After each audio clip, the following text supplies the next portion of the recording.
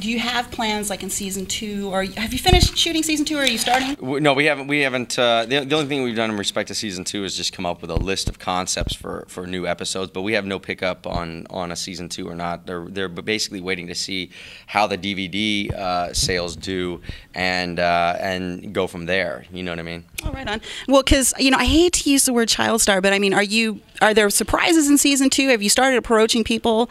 Are you planning on approaching other people that are like from Growing Pains? Because I know you had Jeremy Miller on one episode. Are there plans to approach others and go, hey, do you want to come and kind of mock yourself a little bit and have a little fun in the process? Well, in answer to that, I mean, the reason we got the great first guest cast for the first season was because of the material, and people just laughed at it. And now it's even easier because you had those celebrities already. They saw that we can do the product, and so I think people, you approach them, you send them funny material, and I think a lot of people like to make fun of themselves. Yeah. So and we always say the show writes itself.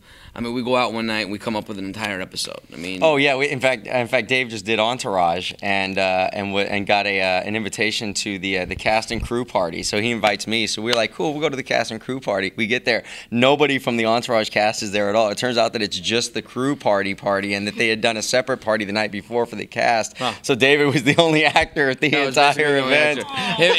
Me and Ari's the one who plays Ari's daughter. That was the only other one there. Yeah. So yeah, it was really. So I mean, that in and of itself, could have made itself into an episode, and in many ways, it was very funny. Exactly. And now there's another thing in the opening. If you haven't seen this show, you're really, really missing out. In the opening, you talk about your mother, who's a midget, who's played by Celine Luna, who everyone knows is attached with Margaret Cho. I believe she's Margaret Cho's assistant, is she not? Or she's really good friends with Margaret, or... I don't know if she's her assistant or what. I'm not sure how that worked. She came in and she was recommended by our casting director, Tammy Billick, and she was great. So that's... so good. Yeah. She's hilarious, and so my question is probably like, are you guys going to try to get Margaret to come on, or has Celine said anything, or I mean, is that really in the? Oh, there could definitely be some funny stuff for Margaret Cho. Oh, yeah. I mean, man, we could do something hilarious there for sure. I just thought of something, but I'm not going to say it. See, little seeds, people. It is sideways.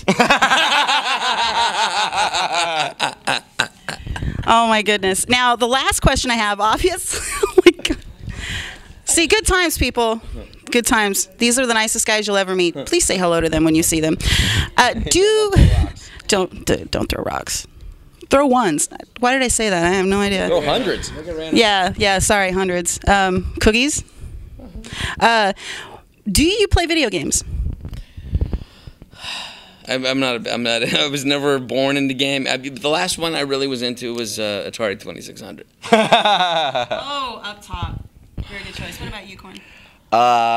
Shoot, I really have not been into video games since Frogger. Wow. We're Donkey Kong. Yeah, Well, on the Xbox 360, all those games are available now online. I do own the Sony PlayStation 3. But I have one game, and one game only, which is Rock Band. And I do that because it's fun to have people over and just play, and Absolutely. The Beatles Rock Band, get it. I absolutely recommend it. It's a new game, just Beatles? It's all Beatles. It's the entire Beatles catalog, and there's 2 lyric lines. So there's the main lyrics, and then there's the background lyrics, and so that you can have 4 people on a mic together. The bundle actually has exact replicas of their instruments. It's really fun. We played it at E3. So I guess, well, okay, let's talk about one more thing, because there are a lot of people out there that do want to start web series. And when you have someone like Felicia Day of the Guild, their first season was mostly funded out of her pocket and donations. How did you guys just fund everything out of your pocket, or do you take donations from fans, or how does that work? That's a good idea. Well, put it this way: Sony picked up our show. Yeah, Sony Television. Sony paid for the whole thing. But in all honesty, we wanted to make the best show that we could possibly make, and put as much money into the budget. We needed every dime we could get. So I mean, we definitely did not become rich off this. I mean, not even in the ballpark. In fact, we lost money at the end of the day. I mean, we put everything into it, and so for the time that we spent and the energy that we spent, I mean, we definitely didn't make the money back, but we did it to set, sort of to get on the ground floor and break into this internet programming. And now that the DVD is coming out and there's a possible second season and maybe a network or cable outlet, the monetary payoff will hopefully come later on. Right now, it's just about setting the groundwork for what the show future could be. Success. Yeah. And is there any last thing that you would like people to know about you, or people not to say? Do people still yell and go, "Hey, bud, it's Parker Lewis"? I mean, does that? Do you embrace it, or is it just kind of like after a while, it's like, oh my God? I embrace it more now as an adult than when I was an adolescent. I hated it because I was so like, it was so new and I was so insecure and I had zits and acne and just people. Zits and acne? Yeah, both of them. Zits on top of the acne. It was acne, yeah. And I used to hate it. I hated it. I was just so. I hated it. And then as I got older, I started to embrace it and not fight it. Now I actually enjoy it. I mean, I would much rather be recognized than not. So it's definitely a gift. I think. There's always a curse within the blessing, but for the most part, it's a blessing. How about you? Well, I unfortunately live with a relatively large amount of anonymity in this country, but damn, when I go to France, can't walk the streets in France. Yeah, exactly. Right. Yeah. And they're like, who's this little guy? Well, no, and I mean, Parker Lewis hasn't been on the air. I mean, I've done a lot of other work since then, obviously, but Parker Lewis hasn't been on the air in America since '94. But over in Europe, it's it plays every couple of years. I mean, it plays all the time. France, especially, it's been a huge hit there ever since the mid '90s, and they release them later. Like his show gets released later in certain countries than they were ever on here. My show has, like maybe 5 years later they start playing it in another country, so that they're still catching up. I know when I went to London, we shot 3 episodes of Married with Children in London. Nobody in the streets knew who we were. I mean, we were just like they didn't care at all. And then now I get like so much fan mail from England. Yeah. And at the time, no one knew the show there. So it just depends on how when they start airing it. Wow. Speaking of autographs, I think I'm going to get one, and maybe a picture. Where? Please.